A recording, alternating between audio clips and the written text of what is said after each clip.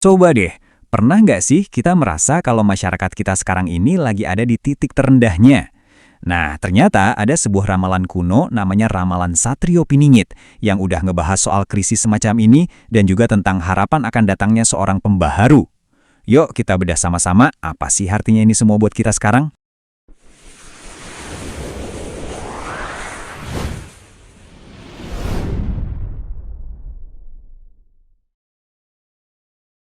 Jadi masalah utamanya apa? Ramalan ini tuh dimulai dengan sebuah diagnosis yang tajam banget. Masyarakat kita ada di titik terendah. Dan ini bukan sekedar masa sulit yang biasa ya, tapi sebuah krisis karakter yang mendalam, di mana fondasi kebersamaan kita tuh rasanya kayak lagi retak. Dan ini nih pertanyaan intinya. Kenapa ya kita jadi gampang banget terpecah belah? Ramalan ini nggak cuma nunjukin masalahnya aja, tapi juga coba menggali sampai ke akarnya. Sebenarnya apa sih yang lagi terjadi? Gejalanya tuh jelas banget, dan ini kayak lingkaran setan yang nggak ada habisnya. Awalnya, masyarakat gampang banget diprovokasi. Hasutan kecil aja bisa jadi konflik besar yang pelan-pelan ngegerus rasa persaudaraan. Nah, kalau persatuan udah retak, yang muncul ya ambisi-ambisi pribadi yang didorong sama janji-janji manis dan akhirnya kepentingan bersama jadi dilupain. Tapi, di tengah situasi yang kayak gini, ramalan ini justru nawarin secercah harapan. Harapan itu datang dalam bentuk seorang tokoh legendaris yang kemunculannya disebut-sebut sebagai pertanda bakal ada perubahan besar. Jadi siapa sih Satrio Piningit ini? Namanya sendiri artinya kesatria yang disembunyikan. Jadi dia ini bukan tokoh yang terang-terangan cari panggung ya. Dia justru sosok yang kemunculannya diramalkan bakal jadi titik balik, mengakhiri semua kekacauan dan memulai babak yang baru. Nah, disinilah ramalan ini jadi relevan banget buat kita. Ada penanda waktu yang spesifik, tahun 2025. Jadi ini bukan lagi sekedar mitos di masa depan yang jauh, tapi sebuah titik waktu yang nyata dan ya makin dekat. Dan ini bukan berarti kita cuma nunggu aja loh. Menurut ramalan, alam sendiri udah mulai ngasih pertanda. Berbagai fenomena di seluruh dunia ini diyakini bukan lagi kebetulan, tapi semacam gema yang nandain kalau waktunya udah hampir tiba.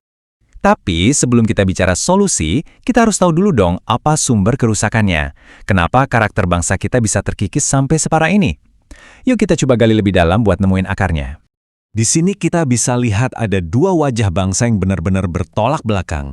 Di satu sisi ada cita-cita kita, yaitu karakter yang kuat, berprinsip, dan bersatu. Tapi di sisi lain, inilah realitas yang digambarkan. Karakter yang rapuh, gampang banget dihancurin dari dalam sama perpecahan dan ambisi pribadi.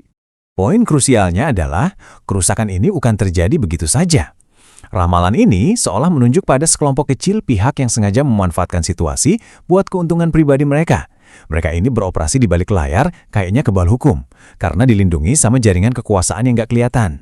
Tapi ramalan ini bukan soal nunggu pasif ya, justru sebaliknya. Sebelum sang legenda ini muncul, ada sebuah panggilan yang mendesak untuk pahlawan-pahlawan masa kini.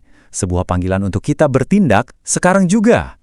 Siapa sih para pahlawan ini? Mereka dijuluki para kesatria. Ini bukan soal gelar atau jabatan, tapi soal jiwa. Pemimpin-pemimpin pemberani yang berjuang untuk kepentingan semua orang. Bukan cuma buat kelompoknya sendiri. Mereka inilah sosok yang berani bikin gebrakan. Dan ini seruan buat mereka yang sebenarnya juga relevan banget buat kita semua. Jangan takut untuk membela yang benar. Jangan takut untuk mendukung yang baik. Pesannya sederhana, tapi butuh keberanian yang luar biasa buat ngejalaninnya. Oke, terus gimana caranya kita bangun lagi karakter bangsa yang udah rusak itu? Ramalan ini nggak cuma berhenti di masalah aja, tapi juga nawarin semacam peta jalan menuju pembaruan. Peta jalannya ini punya 3 langkah yang saling berhubungan. Pertama, perlu ada gebrakan keras, tindakan yang tegas buat mendobrak sistem yang korup. Tapi perubahan sistem aja nggak cukup. Langkah kedua adalah pendidikan spiritual buat generasi muda, buat ngebekalin mereka fondasi mental yang kuat. Nah, dari situ barulah langkah ketiga bisa terwujud, lahirnya generasi baru dengan karakter yang kokoh, bersatu dan gak gampang diadu domba.